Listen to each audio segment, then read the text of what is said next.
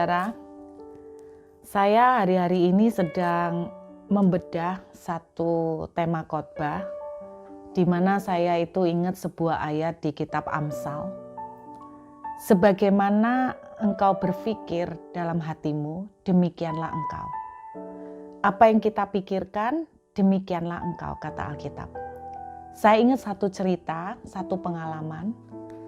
Mungkin saudara antara percaya atau enggak, saya beberapa kali mengalami satu pengalaman supranatural dalam arti Tuhan mengizinkan saya untuk melihat dalam tanda kutip setan gitu ya. Satu kali bertahun-tahun yang lalu saya pernah ngalamin ketika melihat salah satu anak muda SMA, saya kaget. Kenapa kok tiba-tiba saya melihat dia sedang menggendong di pundaknya sesosok roh wanita telanjang yang begitu santai nungging di pundaknya. Ternyata beberapa waktu kemudian akhirnya saya jadi tahu bahwa anak ini sedang terlibat di dalam perzinahan. Nah, kadang-kadang Tuhan itu mengizinkan satu pengalaman seperti itu, sehingga dulu saya tuh sering ditakutin orang, ditakutin sama anak-anak muda, karena dipikir saya itu bisa melihat dosa yang mereka lakukan. Enggak, saudara. Jadi kadang-kadang Tuhan izinkan pengalaman-pengalaman seperti itu muncul. Nah, beberapa tahun yang lalu, dalam perjalanan di mobil, tiba-tiba sekonyong-konyong enggak ada apa-apa. Saya melihat di kap mobil bagian depan, jadi kalau Anda melihat ada wiper tuh ya di depan, tiba-tiba nongol sesosok roh halus ya, yang modelnya seperti begini. Jadi dia tuh nempel di kaca depan, seperti kuntilanak perempuan, panjang rambutnya, pakaiannya putih. Saya tuh bingung karena kok nganggur-nganggur nongol seperti itu.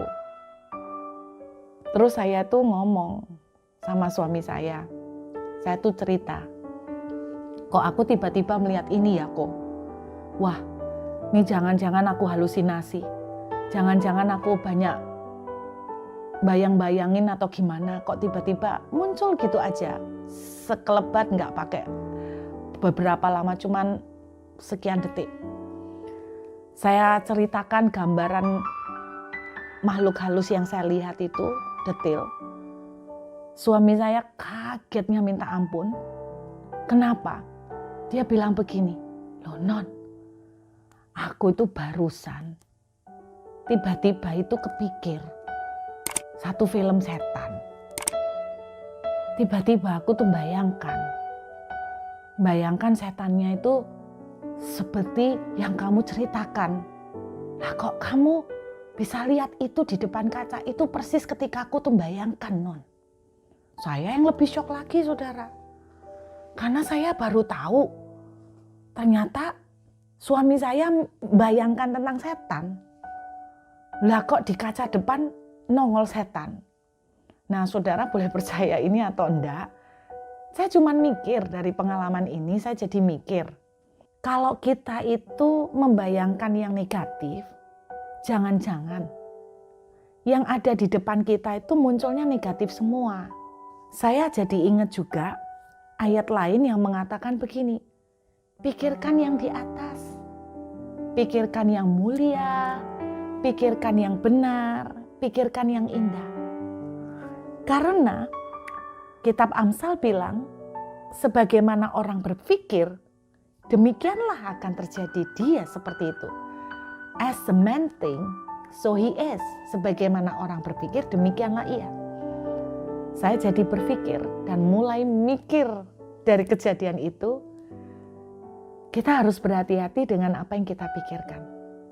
Kalau kita selalu mikir keputusasaan, kalau kita selalu mikir sulit, tidak ada jalan, kalau yang selalu kita pikirkan dari hari ke hari adalah kondisi yang semakin berat. Yang saya khawatirkan, kondisi semakin berat akan terjadi, tidak ada jalan yang terbuka. Mari saudara, Alkitab tidak ditulis dengan kebetulan. Kalau Tuhan mengajarkan kita, berpikirlah yang indah, yang mulia. Ayo coba kita mulai memikirkan yang indah. Kita memikirkan yang baik-baik. Kita memikirkan tentang mujizat. Kita memikirkan tentang hal-hal yang impossible yang Tuhan sanggup kerjakan. Kita memikirkan bagaimana Dia membelah laut. Kita memikirkan bagaimana Dia bisa memberi makan 5.000 orang hanya dengan modal 5 roti dan 2 ikan. Kita memikirkan bagaimana Dia bisa membuat berjalan di atas air. Kita memikirkan bagaimana Dia bisa meneduhkan badai.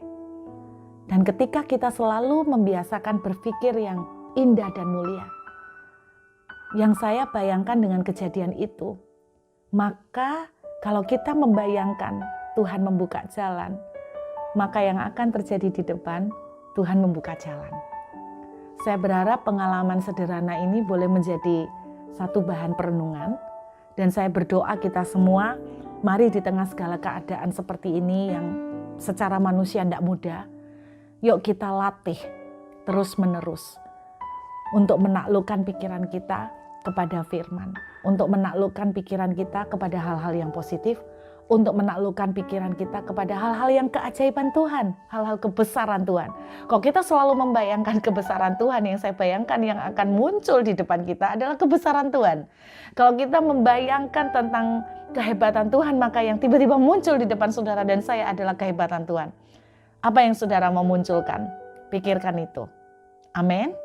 Karena itu, yuk kita melangkah supaya sungguh-sungguh kita akan melihat perubahan. Kita akan melihat keajaiban, kita akan melihat terobosan. Tuhan memberkati saudara. Let's do time. God bless you.